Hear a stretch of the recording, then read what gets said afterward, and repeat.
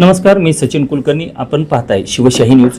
शिवशाही न्यूजच्या आरोग्य संपदा या सदरामध्ये आपल्या सर्वांचं मी स्वागत करतो. आज आपल्यासोबत आहेत ख्यातनाम लॅप्रोस्कोपिक सर्जन जे जगप्रसिद्ध डॉक्टर शैलेश पुनतांबेकर.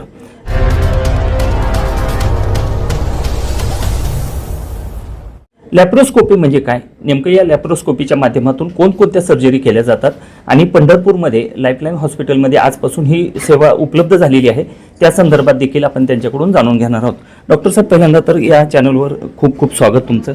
धन्यवाद. पहिल्यांदा आमच्या प्रेक्षकांना हे जाणून घ्यायला आवडेल की लॅप्रोस्कोपी म्हणजे नेमकं काय असतं. लॅप्रोस्कोपी म्हणजे दुर्बिणीतनं केलेल्या शस्त्रक्रिया, म्हणजे पोटामध्ये किंवा छातीमध्ये अर्ध्या सेंटीमीटरची 2 किंवा 3 छिद्र पाडून त्याच्यातनं हे सगळे शस्त्रक्रिया केले जाते.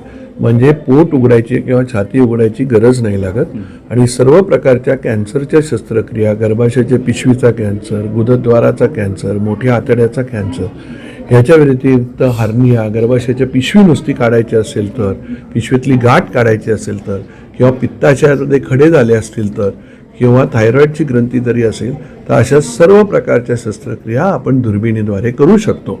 त्याचा फायदा असा आहे की जेव्हा आपण दुर्बिणीद्वारे करतो त्यावेळेला पेशंट सकाळी ऑपरेशन झालं तर 4 तासांनी तोंडाने खायला लागतो, दुसऱ्या दिवशी घरी जातो, वेदना बिलकुल पण नसतात. अर्ध्या सेंटीमीटरच्या भोकांना किती दिवस तुम्हाला वेदना होणार. आणि ऑपरेशन सेफ होतं, कारण जे काय आम्ही डोळ्याखाली पाहतो ते 40 पट जास्ती दिसतं. त्याच्यामुळे करेक्ट पेशी निघतात, कुठलीही पेशी मागे राहत नाही. आणि म्हणून दुर्बिणीतली शस्त्रक्रिया, कुठलीही शस्त्रक्रिया आज अगदी मेंदूची सोडून वरपासून खालपर्यंत जे काय तुम्हाला माहिती असेल त्या सर्व प्रकारच्या शस्त्रक्रिया आपण दुर्बिणीद्वारे करतो. ही सेवा आता आपल्याला लाईफलाईन हॉस्पिटलमध्ये उपलब्ध राहणार आहे. दर महिन्याच्या पहिल्या शुक्रवार आणि रविवारी आम्ही इथे येणार आहोत, सगळं सामुग्री घेऊन येणार आहोत आणि त्याच्या थ्रू आम्ही हे ऑपरेशन करणार आहोत. जगभरातील 51 देशांमध्ये आपण आजपर्यंत शस्त्रक्रिया केलेल्या आहेत. कसा तो एक्सपिरियन्स असतो? एखादा भारतीय माणसाला जेव्हा जगाच्या बाहेर बोलवलं जातं त्यावेळेला भारतीय माणसाने काहीतरी जगवेगळं केलं आहे आणि शिकवता. इतकी वर्ष आपण जरी शल्यचिकित्सा ही भारतात निर्माण झाली, सुश्रुतांनी चालू केली, तरी गेल्या 1000 वर्षामध्ये आपण सगळं गोऱ्यांकडनं शिकलो. आज आम्ही जेव्हा गोऱ्यांना शिकवायला जातो तेव्हा अभिमान वाटतो की आपण बोलतो आणि गोरे ऐकतायत. हा खूप मोठा अनुभव आहे. म्हणजे काहीतरी आपण शिकवण्याचं काम करतो आहे. जे गोष्ट आपल्याकडे सुरुवात झाली ती आता आपण रिव्हर्सली चालू केलेली आहे. त्याचा खूप मोठा आनंद पण आहे, गर्व पण आहे आणि आपल्या देशाकरता आपण काहीतरी चांगलं करतो आहे याचा अभिमान पण आहे. गर्भाशयाचं प्रत्यारोपण केलं असं तुम्ही मगाशी सांगितलं. खरं तर आशिया खंडातलं नव्हे तर जगातलं हे एक आश्चर्य म्हणावं, मेडिकल फील्डमधलं एक मिरॅकल म्हणावं लागेल. आणि ते आपल्या देशामध्ये किंबहुना आपल्या महाराष्ट्रात, पुण्यात होतं आहे. आणि हे खरंच आपल्या महाराष्ट्रासाठी अभिमानाची गोष्ट आहे. गर्भाशयाचं प्रत्यारोपण किती किचकट असतं आणि कसं ते पेशंटला किती लाभदायक ठरतं? गर्भाशयाचं प्रत्यारोपण करणं ही सोपी शस्त्रक्रिया नाही आहे. कारण आईचं गर्भाशय इंटॅक्ट काढायचं आणि मुलीमध्ये बसवायचं आणि मग तो अवयवाने काम करायला पाहिजे असं सगळं करायचं. त्यांच्या रक्तवाहिन्यांच्या सकट ते मुळापासून काढायला लागतं आणि मुळापासून जोडायला लागतं. किचकट शस्त्रक्रिया आहे. भारतातलीच नव्हे तर जगातली पहिली दुर्बिणीद्वारे गर्भाशयाचं प्रत्यारोपण आज पुण्यात झालं आणि त्याच्यानंतर त्यांना मूल झालं. अशा आम्ही आता 11 गर्भाशयाच्या प्रत्यारोपणाच्या शस्त्रक्रिया झालेल्या आहेत आणि त्याच्यानंतर बाळं पण झालेली आहेत.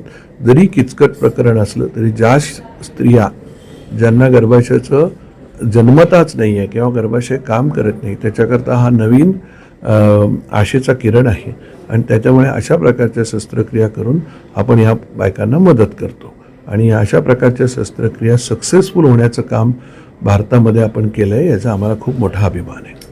पंढरपूरसारख्या निमशहरी भागामध्ये आज आपण आपल्या गॅलेक्सी आणि लाईफलाईनच्या टाईपमधून आज तुम्ही लॅप्रोस्कोपिक सर्जरीचा पर्याय पंढरपूरकरांना आणि परिसरातल्या रुग्णांना उपलब्ध करून देत आहे. कशी सर्व्हिस आपल्याला इथे मिळणार आहे पंढरपूरला लॅप्रोस्कोपिक?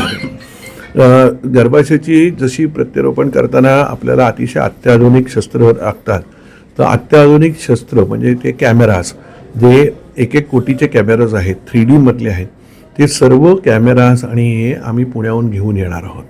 आणि यांची जी वास्तू आहे यांच्याकडे सगळं आहे. कसं आहे की मॅनपॉवर पण चांगली उत्तम आहे, इन्फ्रास्ट्रक्चर पण उत्तम आहे.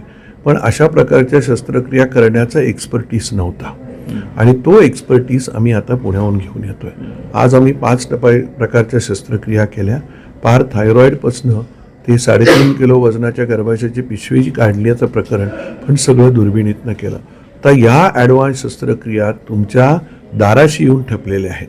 सो आमची अख्खी टीम, मी doctor Takle, doctor Madhavi, doctor Swapnil, doctor Chippa, हे सगळे आम्ही इकडनं आलो आणि असंच आम्ही दर महिन्याला येत राहणार आहे. सो पैशांनी पण पेशंटला मदत होईल, कारण आपलं गाव सोडून जायचं नाही आहे. अत्याधुनिक असलेल्या सगळ्या जे आत्ता शस्त्रक्रिया आहेत त्या आपल्या इथे घडतील आणि ह्याचा फायदा पेशंटला होणार आहे. आणि आम्ही हे सर्व चालू करण्याचा मेन मार्ग तोच आहे की कुठलीही टेक्नॉलॉजी जर आपल्या जगात राहायला हवी असेल तर ती आपल्याकरता मासेसपर्यंत पोचली पाहिजे, कॉमन माणसापर्यंत पोचली पाहिजे. तुम्ही जर ती शस्त्रक्रिया फक्त पुण्यात आणि मुंबईत राहत राहिली तर कॉमन माणसाला त्याचा फायदा काय, या हेतूने आम्ही आज इथे आलेलो.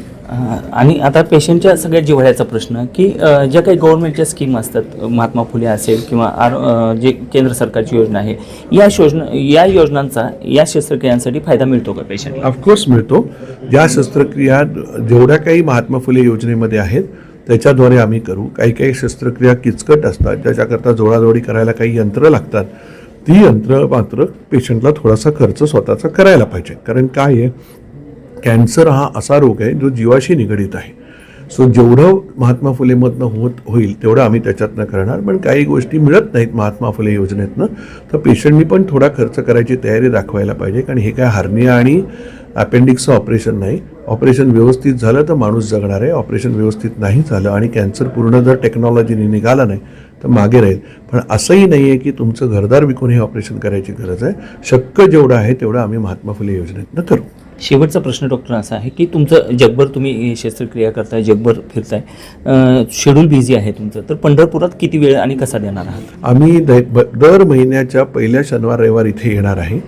त्याच्या व्यतिरिक्त माझे जे सहकारी आहेत डॉक्टर शेखर टकले, जे पंढरपूरचेच आहेत, त्यांच्या वडिलांचं इथे मोठं हॉस्पिटल आहे, ते दर 15 दिवसांनी इथे येऊन पेशंटची काउन्सिलिंग पण करतील, भेटतील पण आणि पेशंटच्या पुढच्या शस्त्रक्रिया पण ठरवतील. सो हा कंटिन्यूड सपोर्ट आहे आणि आम्ही इकडनं पेशंट पुण्याला बोलवण्याकरता नाही, तर इथल्या पेशंटना इथेच ऑपरेशन करण्याकरता आम्ही इथे येणार आहोत. हे होते लॅप्रोस्कोपिक रोबोटिक सर्जन शैलेश पुंतांबेकर आणि ते रेग्युलर पंढरपूरमध्ये इथून पुढे आपली सेवा देणार आहेत. व्हिडिओ जर्नलिस्ट अजितसह सचिन कुलकर्णी, शिवशाही न्यूज.